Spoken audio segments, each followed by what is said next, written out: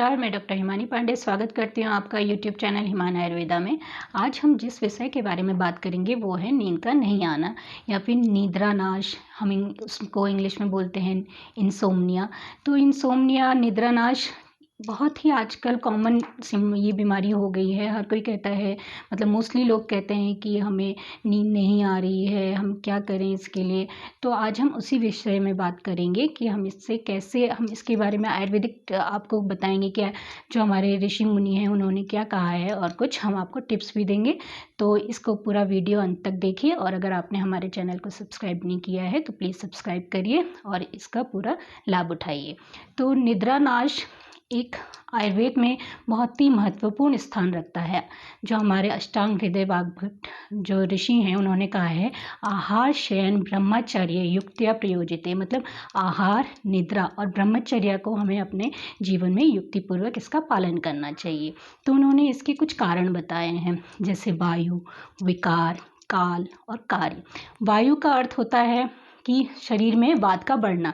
तो जब हमारे शरीर में वात बढ़ेगा, वायु बढ़ेगी, तो उस समय भी निद्रा नाश देखा जाता है। विकार, अगर कोई बहुत ज़्यादा बीमारी से ग्रसित है, बीमार है, बहुत टाइम से बीमार है या गंभीर बीमारी उसको है, तब उस समय भी ये निद्रा नाश देखा जाता है। काल, काल वृद्धावस्था के समय में भी एक ऐसा समय आता है वृद्धावस्था में कि हमें नींद नहीं आती है, या फिर ऐसा हम प्रतिकूल समय में सोते हैं। जैसे अगर हम दिन में सो रहे हैं और रात को नहीं आती है फिर हमें नींद, तो हमें ये भी एक कारण माना जाता है। कार्य, कार्य का इन द सेंस हम ये देखते हैं कि जैसे अगर हम लैपटॉप में, मोबाइल में या फिर टीवी में अपने आप को ज़्यादा इंगेज रख रहे हैं, तो वो भी एक कारण माना जा सकता है। तो अगर हम मॉडर्न कंसेप्ट में इसको देखें तो ये इंसोम्निया जो है वो दो पार्ट में डिवाइड की गई है। एक तो शॉर्ट टर्म इंसोम्निया, कि जैसे कि हफ्ते में 1-2 दिन या महीने में 1-2 बार आता है। वो क्यों आता है कि हम स्ट्रेस ले लेते हैं, एंग्जाइटी ले लेते हैं, उसकी वजह से आता है। एक होता है क्रॉनिक इंसोम्निया, कि हफ्ते में 3-4 बार हमको नींद नहीं आ रही है, हम रात रात भर जगे हुए हैं। ये ऐसा हो रहा है कि हफ्ते में 2-3 बार नींद हमको नहीं आ रही है, वो 3-4 महीनों तक चल रहा है, तो इस कारण से भी हमें नींद नहीं आती है। तो ये अलग अलग इसके आपके टाइप्स बताए गए हैं।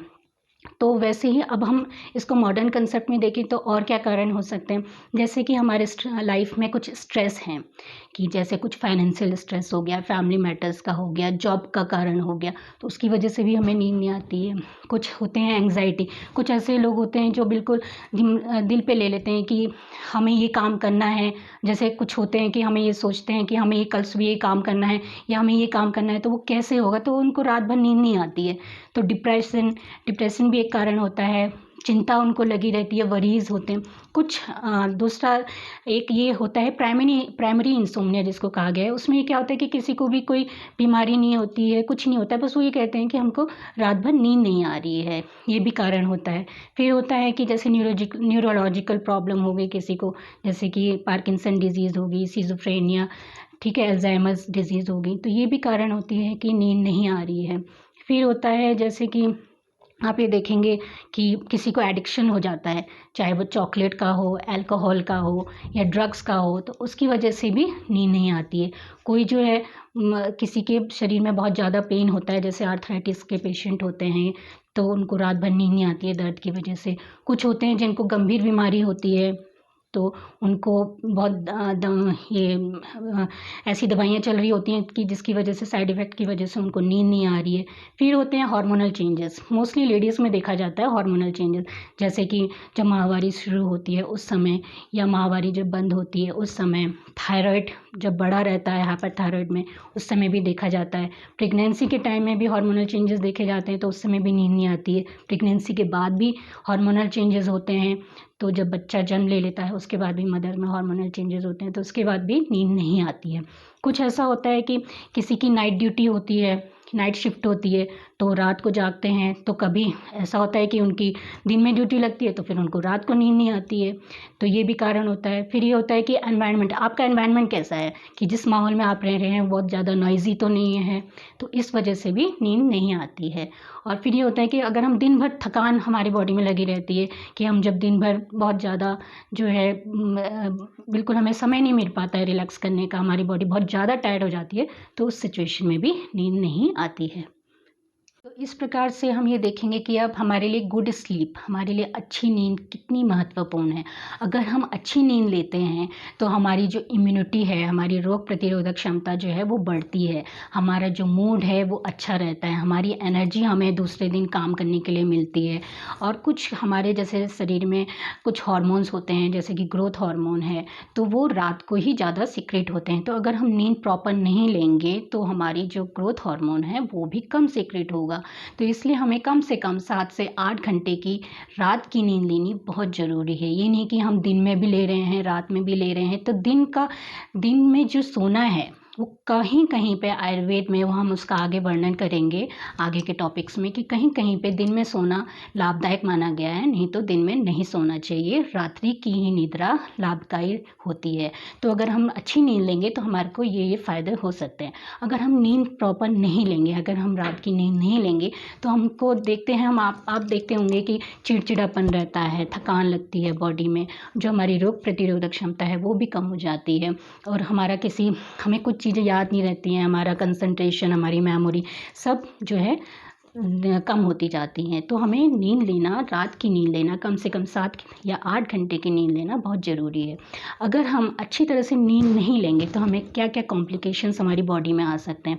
अगर हम अच्छी नींद नहीं लेंगे तो आप देखेंगे दूसरे दिन हमारा बिल्कुल घबराहट जैसी रहती है, बीपी भी बढ़ जाता है। तो कॉम्प्लिकेशन में हमारा बीपी, हाइपरटेंशन देखा जाता है, हमें हार्ट डिजीज़ेज़ हो सकती हैं, हमें डायबिटीज़ का रिस्क हो सकता है, हमारा मोटापा बढ़ सकता है, हमारी रोग प्रतिरोधक क्षमता कम हो सकती है। और जो हमारी एंग्ज़ायटी और डिप्रेशन जो नींद ना आने का कारण माना गया है वो और बढ़ सकता है। तो हमें नींद लेना, हमारी निद्रा जो है हमारे दिनचर्या के लिए बहुत ज़रूरी है। अब हम ये देखेंगे कि आयुर्वेद में क्या-क्या कहा गया है कि हम अच्छी नींद कैसे ले सकते हैं। तो सबसे पहले कहा गया है कि अभ्यंग, अभ्यंग मतलब शरीर की मालिश करना। अब चाहे आप उसको पूरे शरीर की मालिश कर सकते हैं, नहीं तो आयुर्वेद में 3 स्थान, महत्वपूर्ण स्थान बताए गए हैं कि अगर आप इन तीनों की अभ्यंग मालिश करें तो आपको ज़रूर अच्छी नींद आएगी। तो वो है सर की मालिश करना, कान में तेल डालना और पैरों में मालिश करना। तो आप इन तीनों की जगह, इन ये जो 3 जगह बताए गए हैं इनको अच्छी तरह से मालिश करिए। तो आप इसमें क्या-क्या यूज़ कर सकते हैं, जैसे घी यूज़ कर सकते हैं, बला तेल यूज़ कर सकते हैं, तिल का तेल यूज़ कर सकते हैं, बादाम का तेल यूज़ कर सकते हैं। तो उसमें आप इन सब चीज़ों को ले सकते हैं। और कब करना है, जैसे आप नहाने जाएँ कभी तो उससे आधा घंटा पहले करें, तो जिससे क्या रहेगा कि आप अच्छी तरह से मालिश करेंगे तो आपकी बॉडी थोड़ी रिलैक्स हो जाएगी। फिर कहा गया है उत्सादन। उत्सादन मीन्स जब आपने नहा लिया है तो आयुर्वेद में पहले सोप वगैरह तो होते नहीं थे, तो क्या करते थे, उपटन का यूज़ करते थे। तो उसमें आप जैसे कि चने का आटा ले सकते हैं, जौ का आटा ले सकते हैं, उसमें आप थोड़ा-सा जो है हल्दी डाल सकते हैं, चंदन डाल सकते हैं कि जिससे खुशबू भी अच्छी आएगी। और शरीर का जो, आपका जो शरीर है, ये तेल लगाने से थोड़ा-सा स्निग्ध हो गया है, थोड़ा-सा तो उसको भी थोड़ा-सा अच्छा टाइम वो मिल जाएगा, स्मूथनेस आ जाएगी। फिर उसके बाद कहा गया है कि स्नान, अभ्यंग, उत्सादन मीन्स उपटन, फिर स्नान। फिर उसके बाद आप हॉट शावर बाथ लेंगे तो आपकी बॉडी रिलैक्स हो जाएगी। और हम क्या कर सकते हैं इसमें, आँख का जो है अक्षि तर्पण कहा गया है आयुर्वेद में कि आप आँखों की चिकित्सा करिए, कि जिससे कि जो आपका ये काम करने से, दिन भर के काम करने से या मोबाइल टीवी देखने से आँखें जो हैं बिल्कुल थक गई हैं, तो या कोई विकार उनमें आ गया है, तो उससे क्या होगा कि आपकी आँखों की चिकित्सा होगी तो वो भी ठीक हो जाएँगे। उसी तरह कान में तेल डालना कहा गया है, कर्णपूरण। फिर कहा गया है नस्य, नस्य मीन्स नाक में जो है, या तो आप ड्रॉप वाइज़ 1 या 2 बूँद घी या तेल की डाल सकते हैं, या फिर आपकी जो छोटी उँगली है उसमें आप तेल या घी को डुबो के नाकों में लगा सकते हैं। इसको प्रतिमर्श नस्य कहा गया है, कि जिससे कि आप स्मॉल क्वांटिटी में आप अपनी नाक में जो है बूँद डालना, उसको प्रतिमर्श नस्य कहा गया है। तो ये भी एक नींद लाने के लिए बहुत अच्छा उपाय है। उसी तरह कहा गया है सिर की मालिश करना, जैसे बालों में या सर में बहुत अच्छे-अच्छे मुलायम हाथों से उसमें मालिश करना। तो उससे भी क्या होता है कि हमारी जो माइंड है वो रिलैक्स होता है, तो हमें नींद भी अच्छी आती है। तो फिर कहा गया है कि आप अपनी उसमें घी ये दूध और दही का इस्तेमाल करिए। तो दही हम जैसे चावल दही डाल खा सकते हैं। दूध हम अपना यूज़ कर सकते हैं, जैसे रात को सोते समय हम दूध यूज़ करेंगे तो अच्छी नींद आएगी। घी खासकर जो है आपका गाय का घी कहा गया है कि आप अपनी डाइट में गाय का घी यूज़ करिए। तो ये कहा गया है। फिर कहा गया है कि जो है आप मनसो अनुगुणा गंधा शब्दा मीन्स आप अपना जो रूम है उसमें आप अच्छा सा कुछ परफ्यूम, मतलब कि रूम फ्रेशनर या कुछ अच्छा सा इत्र लगाइए कि जिससे आपको अच्छा फीलिंग आए, तो नींद भी अच्छी आए। और कुछ आप शब्दा मीन्स आप अच्छी साउथ मतलब स्मूथ और सूदिंग म्यूज़िक सुन सकते हैं कि जिससे आपका माइंड रिलैक्स रहे तो आपकी नींद अच्छी आए।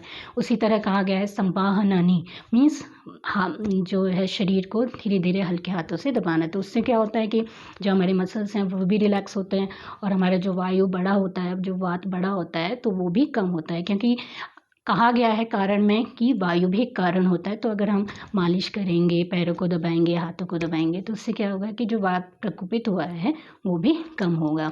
अब हम आप देखेंगे कि प्रैक्टिकल टिप्स और क्या क्या हो सकते हैं।